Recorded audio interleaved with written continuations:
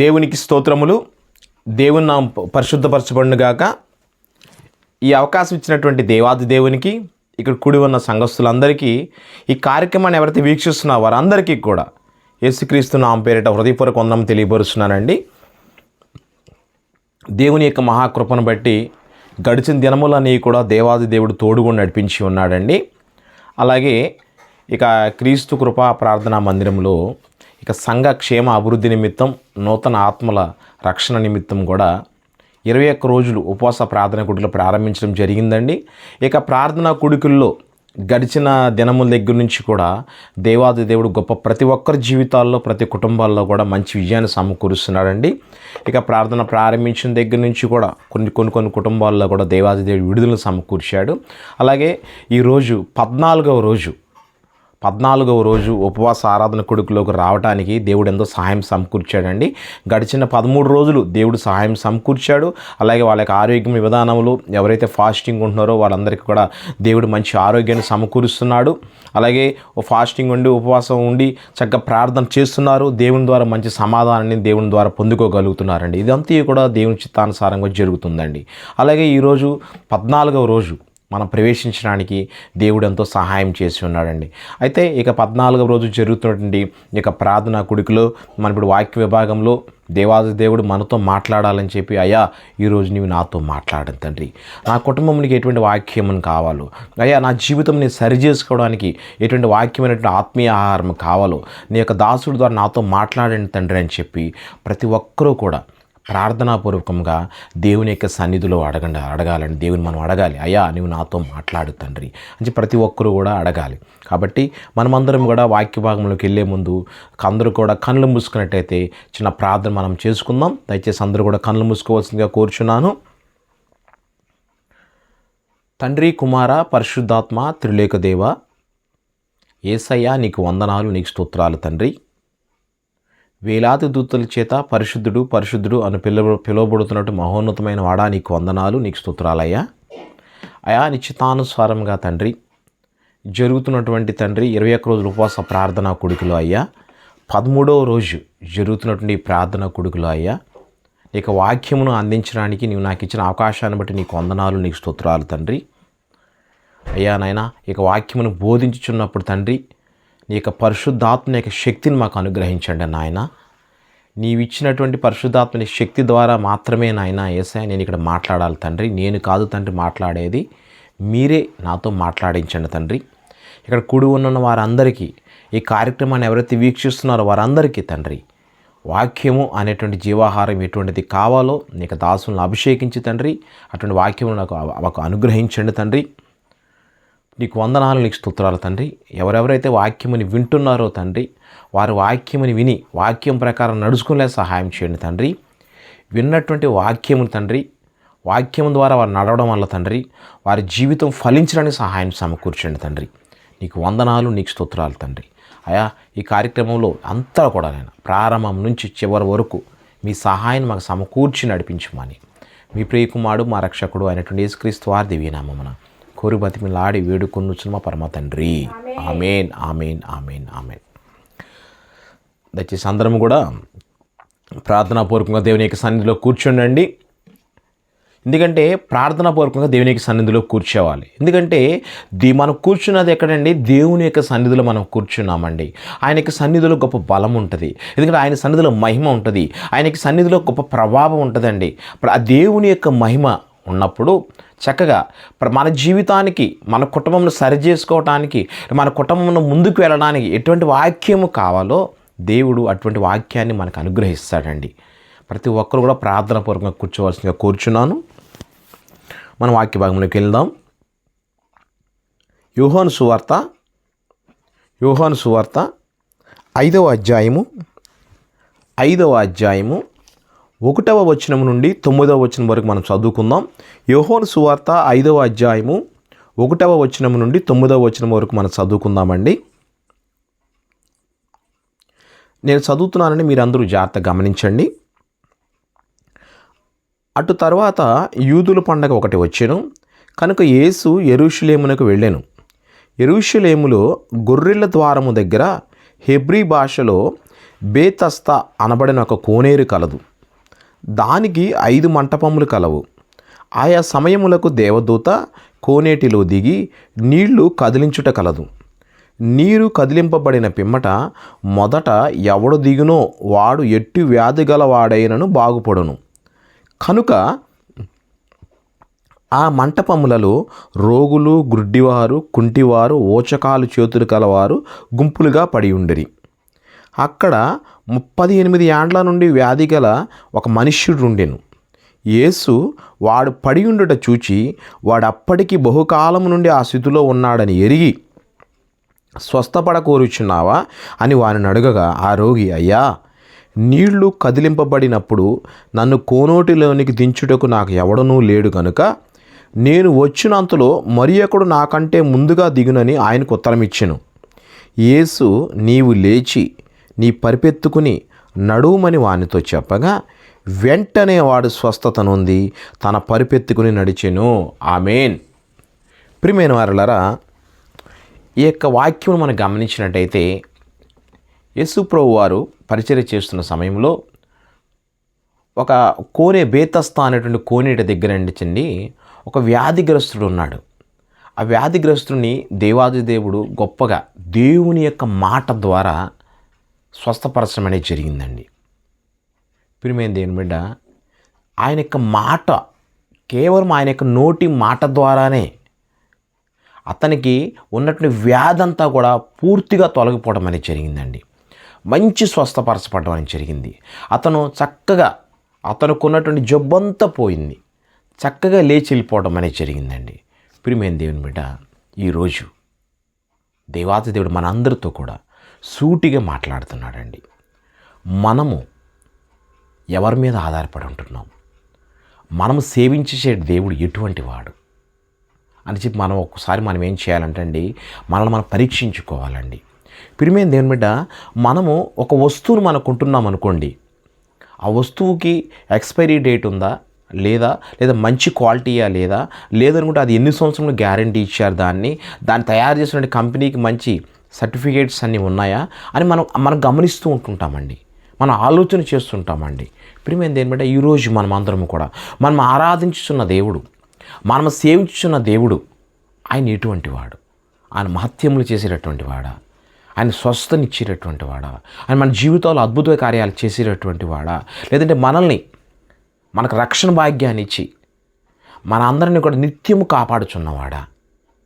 అలాగే మనం మంచి మార్గంలో నడిచేలాగా ఆయన చేస్తున్నాడా లేదా అని మనం కూడా ఎటువంటి అతను మనం ఎంచుకున్నాం, ఎటువంటి దేవుణ్ణి మనం ఆరాధిస్తున్నాం అని చెప్పి మనం కూడా చాలా మనల్ని మనం పరీక్షించుకోవాలండి, మనల్ని మనం క్వశ్చన్ వేసుకోవాలి.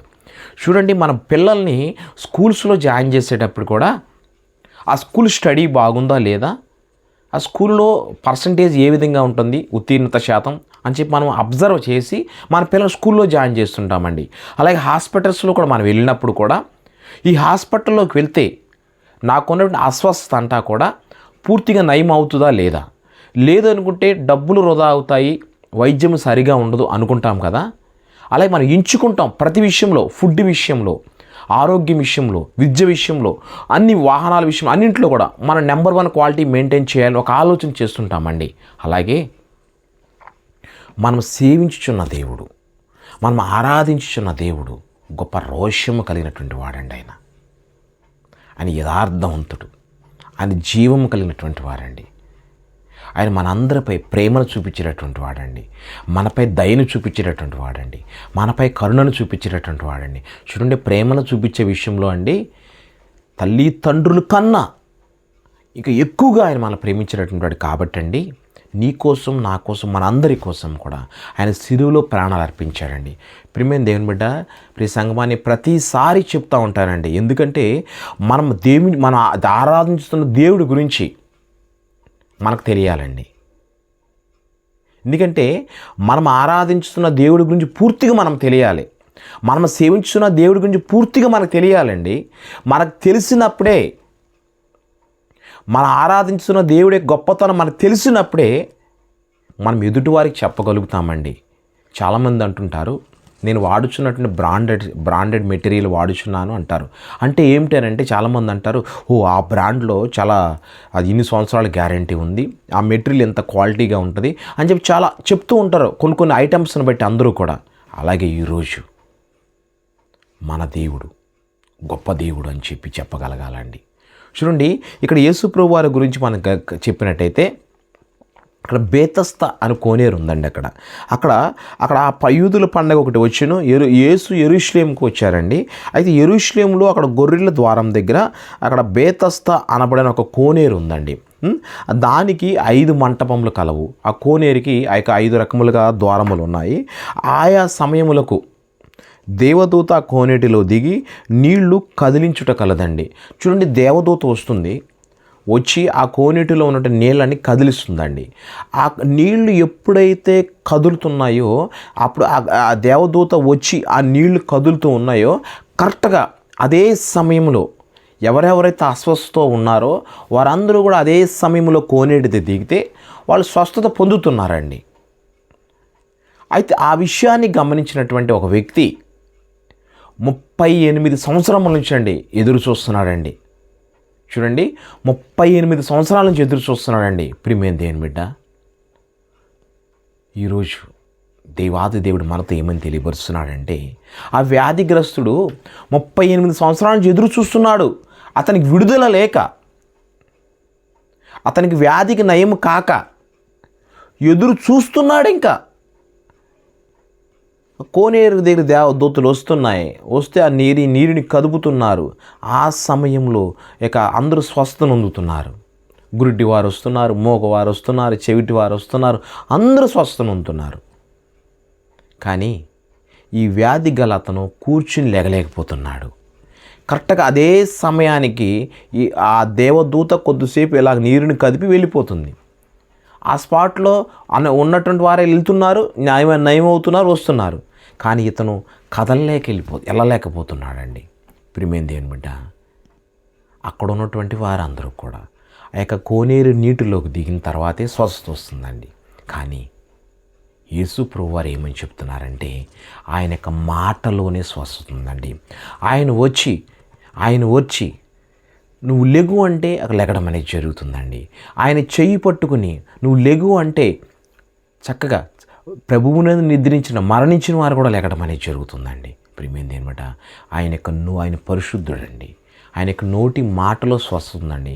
ఆయన యొక్క నోటి మాట ద్వారానే ఆకాశమును సృజించాడు, సముద్రమును సృజించాడు, నక్షత్రమును సృజించాడు. ఈ భూమి మీద సమస్త జీవరాశులు అందరినీ కూడా ఆయన పుట్టించడానికి అవకాశం అనేది జరిగిందండి. అదంతా కేవలం నోటి మాట ద్వారానండి. ప్రియమైనది అనమాట. ఆ యొక్క మన వాక్య భాగంలోకి వెళ్ళినట్లయితే ఆ యొక్క కోనేటి నీటిలోకి దూత వచ్చి ఆ నీరు కదిపినప్పుడు అక్కడ ఉన్నటువంటి వారందరూ కూడా, భక్తులు ఎదురు చూస్తున్న వారందరూ కూడా, ఆ యొక్క వ్యాధిగ్రస్తులందరూ దాంట్లో దిగుతున్నారు, నయమవుతున్నారు, వెళ్ళిపోతున్నారు. కానీ 38 ఏళ్ళ నుంచి ఓపికతో, ఓర్పుతో నేను ఎప్పటికైనా స్వస్థ పడగలను అని చెప్పి గొప్ప ధైర్యంతో ఒక వ్యక్తి ఉండడం అనేది జరిగిందండి. ఇక ప్రభువారు వచ్చారు. వచ్చిన తర్వాత యేసు ప్రభువారు వచ్చండి. చూడండి, ప్రభువారు అన్నీ తెలుసండి ఆయనకి. ఆయన ఎప్పటి నుంచి ఉన్నాడు, ఆయన ఎందుకు లెగలేకపోతున్నాడు, ఆయన ఎన్నో సంవత్సరం ఎదురు చూస్తున్నాడు, ఆయన స్వస్థత కోసం ఎదురు చూస్తున్నాడు, అన్నీ చూసి అక్కడ రాజబడి ఉందండి. ఆయన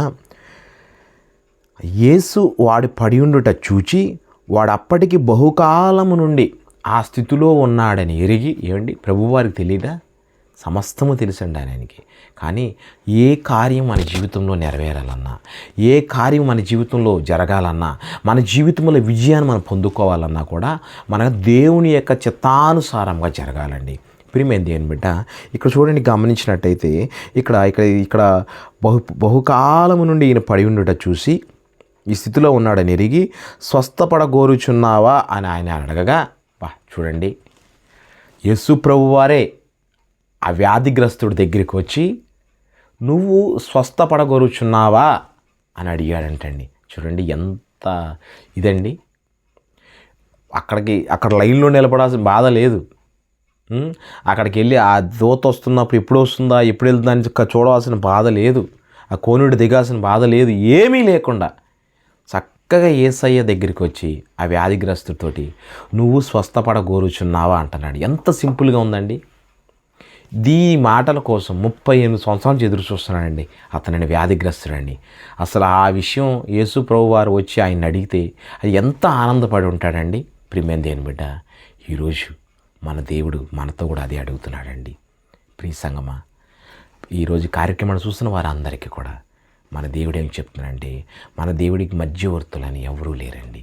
నీకు ఏది కావాలన్నా దేవునికి నువ్వు ప్రార్థన చేసి అడిగినట్టయితే ఆయన నీకు ఉచితంగా తన కృపనిస్తానంటున్నాడండి. అయ్యా, నీ చిత్తమైతే తండ్రి నన్ను బాగు చేయి నాయన, నీ చిత్తమైతే తండ్రి నా జీవితంలో గొప్ప విజయాన్ని ఇవ్వు నాయన అని చెప్పి అడిగినట్టయితే చక్కగా ఆయన ఇస్తానంటున్నాడండి.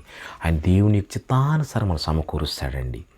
అక్కడ చెప్పాడు, లైన్లో ఉండవలసిన పని లేదు, ఎదురు చూపు లేదు, ఏమీ లేదు, నువ్వు స్వస్థపడగోరుచున్నావా అని దేవుడు అడిగాడండి.